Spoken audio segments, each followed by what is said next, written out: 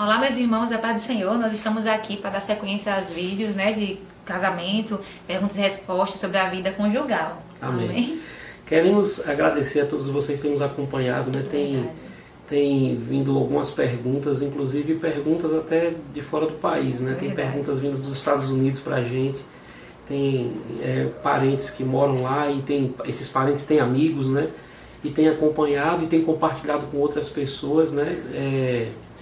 Do seu ciclo de amizade. E veio uma pergunta que diz assim: eu sou casado ou casada, né? Não dá para saber de fato se foi um homem ou foi uma mulher, e já tem um ano que eu estou separado de corpos, morando na mesma casa, mas separado de corpos. Eu e o meu cônjuge nos separamos de corpos, mas somos casados civilmente e ainda não oficializamos o divórcio. Isso. Mas a pergunta veio porque nós falamos que quando o juramento e as promessas são quebradas, o casamento, a aliança do casamento está quebrada.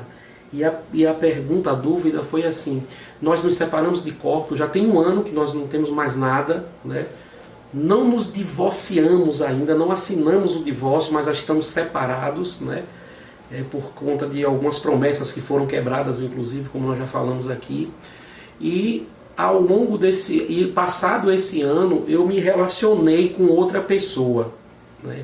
E a pergunta que foi feita é se ela está em pecado. E que pecado é esse? Se seria fornicação, se seria adultério, né? Então, vamos lá. Eu queria dizer para você, primeiro, obrigado pela pergunta, obrigado pela honra de estar nos acompanhando. Sim, é confiança, né? Se você está em Cristo, eu quero dizer para você que não existe nenhuma condenação para quem está em Cristo Jesus.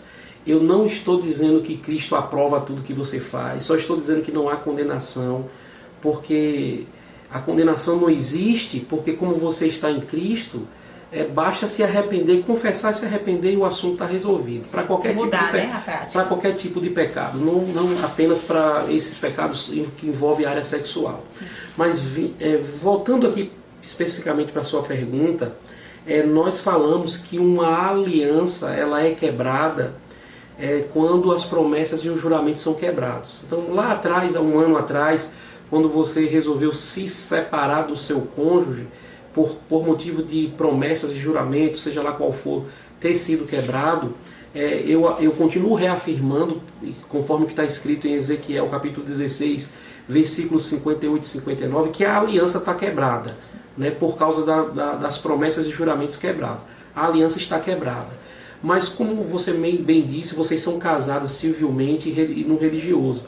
Então se faz necessário também que aconteça o divórcio, né, como Jesus ensina lá, né, sobre carta de divórcio e tudo mais. Então, o divórcio é que celebra, se é que eu posso dizer assim, né, mas o divórcio ele sacramenta o fim, ele legaliza, oficializa o fim da ligação entre você e o seu cônjuge, né? Então, para Deus, vocês continuam casados, embora vocês tenham se separado de corpos, mas se diante da lei dos homens vocês ainda estão unidos, porque vocês ainda estão civilmente casados, se faz necessário que esse vínculo civil também seja desligado para que você possa entrar em um novo relacionamento. Eu diria que isso que você fez aí não é nem fornicação, é adultério mesmo. Com certeza. Né? Fornicação seria se já tivesse divorciado e tivesse relação sexual com uma pessoa fora de uma aliança. Né? Ou solteiro. A fornicação é o ato sexual sem estar casado.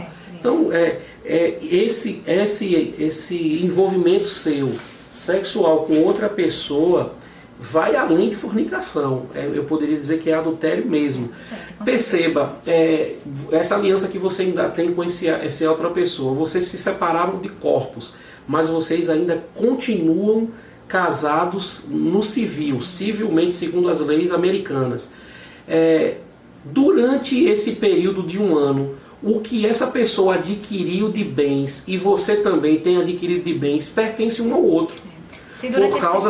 Por causa da ligação civil que existe entre vocês. Se ele morrer hoje, você é chamada de viúva, porque você está casada com ele civilmente, mesmo estando separado em corpos, ou viúvo, não sei quem fez a pergunta, né? Se um dos dois via óbito, o outro é herdeiro legal no testamento por causa do registro civil. Então perceba que a aliança ela está quebrada sobre o aspecto religioso, sobre a santidade religiosa do casamento, mas a ligação legal ainda existe entre vocês. Então se você quer refazer a sua vida emocional, porque você passou por um adultério e tudo mais, e provavelmente é por isso que levou você a uma separação por conta de um adultério, e você quer refazer a sua vida emocional, é necessário que você conclua o processo de separação e de divórcio com a outra pessoa antes de fazer isso. E se você é um filho, ou uma filha ou filho de Deus, a palavra diz que esse novo casamento tem que ser no Senhor. Você não pode sair por aí, né, e achar que pode se relacionar com qualquer pessoa porque você está livre, né? Normalmente isso acontece, as pessoas querem se relacionar rápido, né? E às vezes fazem isso até mesmo em resposta, né, a outra pessoa, né? E você não deve estar dando satisfações a outras pessoas. O casamento é a segunda maior decisão que uma pessoa deve tomar. A primeira é receber Jesus como Senhor e Salvador.